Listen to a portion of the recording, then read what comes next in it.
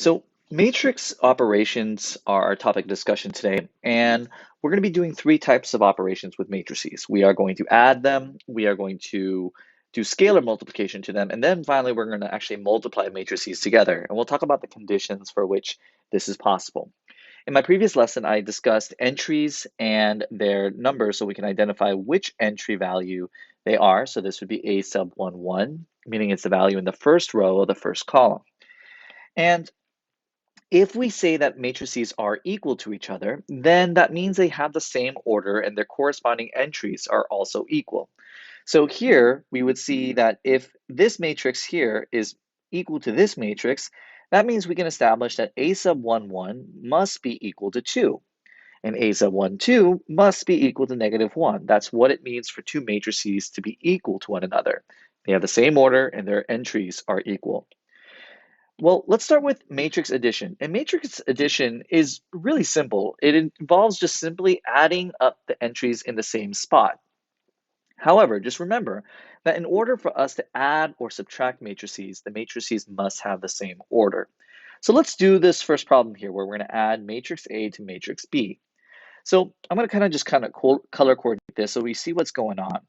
So I'm going to write here the following. I'm going to say, okay, when I am adding matrix A to matrix B, I'm going to add this value of 2, A sub 1, 1, to this value of negative 4, B sub 1, 1. So 2 plus negative 4, that value is negative 2.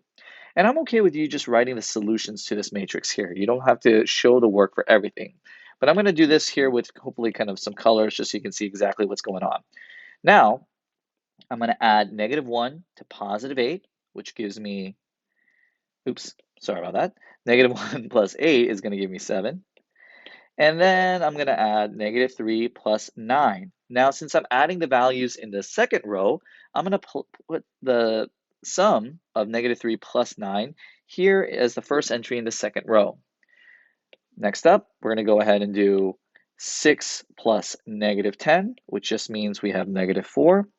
And I'm going to just, you guys kind of get the idea here from me highlighting here. We're going to add 7 plus 1, which gives me 8, and then 5 plus negative 2, which is going to give me 3. So matrix addition is quite simple. We're just adding up the corresponding entries in each row and column.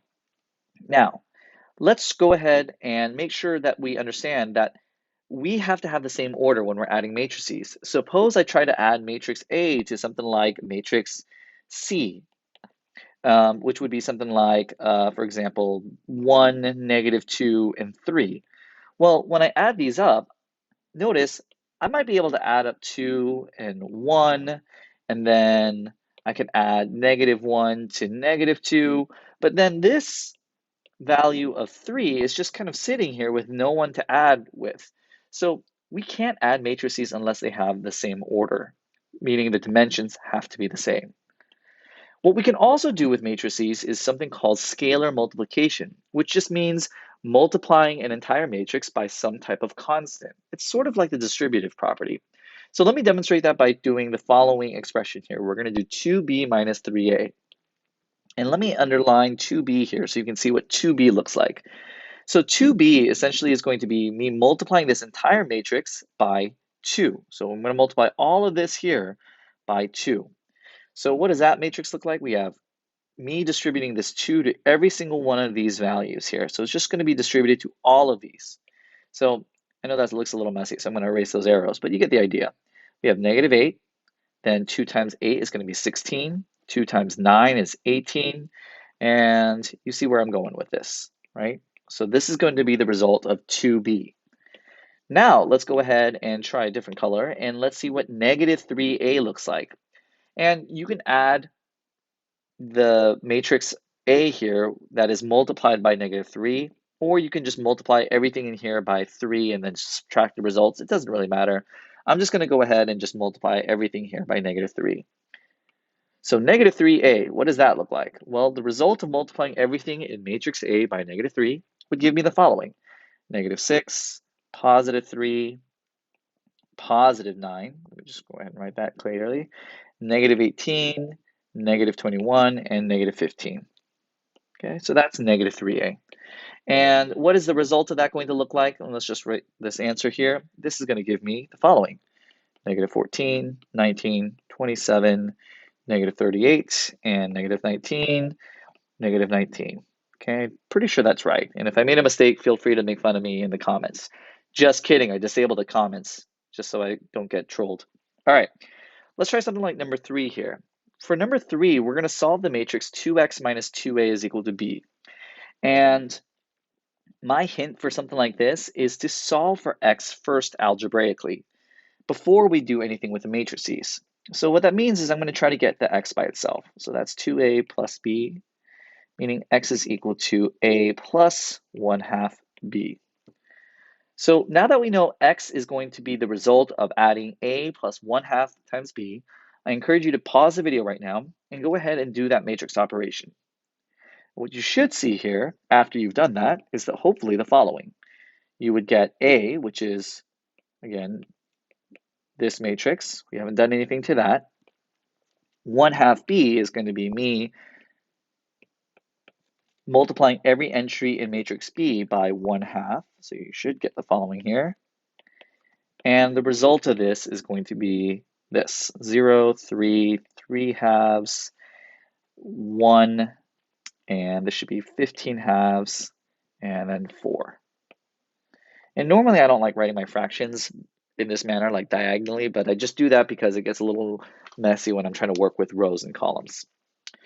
Now, the final thing I want to discuss here is matrix multiplication. And this is going to come off as a little strange at first, but the thing to keep in mind here is that the result of me doing matrix multiplication will be the sum of row by column multiplication. All right. And I think this is actually just easiest if I go ahead and I show you what matrix multiplication looks like. So let's go ahead and do A times B here. So I can kind of show you this. So I'm going to go ahead and change my colors here so we can keep track of this. So we are going to do row by column multiplication, meaning I'm going to start with multiplying 3 by 5. So let me write that, 3 by 5. And then I'm going to add the result of multiplying negative 1 times negative 4. So negative 1 times negative 4. So that result is what's going to be my answer here. So let me just create a little space and let me just go ahead and write that. So that result is 15 plus 4, which is 19. Okay, let me switch to a different color here so now we can see this. So let me go to green now. Now that I multiply the first row by the first column, now I'm going to multiply this first row by the second column. So what I'm going to do is I'm going to go 3 times negative 2 plus negative 1 times positive 3. So when I add those up, I should get negative 9. So now I've done everything with the first row and both columns of the second matrix. Now I'm going to go on and multiply this row by this first column, which means my results are going to be down here in the second row. So I'm going to go, sorry about that, we're going to go 2 times 5 plus 5 times negative 4. And that result should give you negative 10. So hopefully you can kind of see how this is working. We're going to rinse and repeat this one more time with a different color. And then, so now we're going to go this row by the second column. So that would mean 2 times negative 2 plus 5 times 3. We did 2 times negative 2 plus 5 times 3. And arithmetically, in terms of our calculations, this process should look pretty familiar to you. This is mathematically the same thing we were doing in the previous chapter when we were finding dot products. Let me just finish off the last row. We're going to go negative 6 times 5 plus 7 times negative 4, which should give me negative 58. And then negative 6 times negative 2 plus 7 times 3. And that should give me positive 33. Now, I know that seemed a little strange, but I promise as you do more and more of these problems, they're going to get easier and easier with this. Let's see if matrix multiplication is commutative, meaning what happens when we multiply b times a? Well, let's try that. Let's go b times a here. And if it's any easier for you, you may want to just go ahead and write that to the left, to the right of it, just so we don't get too confused. And let me just kind of get rid of that here for a second. All right. I'm a visual learner, so I like to see things written out. It helps me do a lot of my calculations. So if I try to do b times a, watch what happens. I'm going to go 5 times 3 plus negative 2, so we did that, negative 2 times 2, and oh wait, we've got this negative 6 waiting here with no one that it's with no other value that it can multiply by. So this negative 6 is out in the cold. And that means very similar to when we did matrix addition or couldn't do matrix addition, it means that this is not possible, right? It is not possible here. Let me go ahead and write that. It's not possible. So this is two important things here. First off, this tells us, and I'm going to go ahead and clear this so we can write a couple quick notes on this. First off, it means that matrix multiplication is not necessarily commutative, meaning b times a won't always give you the same result as a times b. And secondly, we got to think about when is matrix multiplication possible and when is it not. In general, it is not possible when the number of columns in the first matrix, and I'll write in the first matrix, is not equal to the number of rows in the second matrix. Because order does matter when we're doing matrix multiplication. And one thing that I always advise students to do is to write out the order of the matrices that they're multiplying. So if we go back to these matrices here, when we did A times B, the order of A was a 3 by 2, and the order of B was a 2 by 2. And a quick and easy way just to see if the number of columns in the first matrix is equal to the number of rows in the second matrix is just to look at these inner dimensions. Here I've got a 2 and a 2, and this tells me that the number of rows is indeed equal to the number of columns. Therefore, it is possible. So we can see here that it is possible. And one added bonus to doing this is the following. If the matrix multiplication is indeed possible, your result of doing A times B, or the matrix multiplication, will have this order here. It will give you a 3 by 2. And that's exactly what we saw here. This was a 3 by 2 matrix. So I always advise whenever we're doing matrix multiplication to just quickly write out the two orders of the two matrices. Make sure you do it in order, and then just see, are my inner dimensions the same? If so, then this matrix multiplication is possible.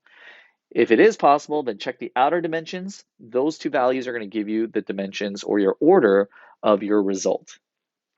And the final thing that I just wanted to do in closing off this lesson was for you to think about what happens when we multiply by a matrix that looks something like this.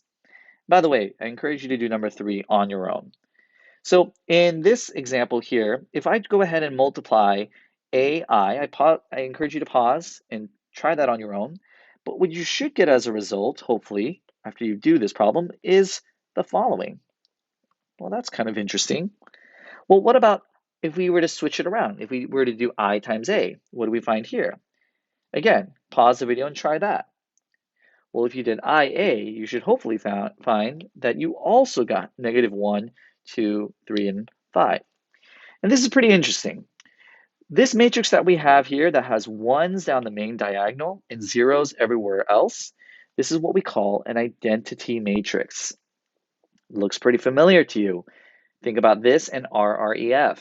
Now that should get you pretty excited about where we might be headed with this in terms of solving systems with matrices. But the main thing to know for now is that when you multiply any matrix by an identity matrix, which is just a square matrix with ones down the main diagonal and zeros everywhere else, then this tells you that your result will be exactly the original matrix itself. This is why we call this an identity matrix.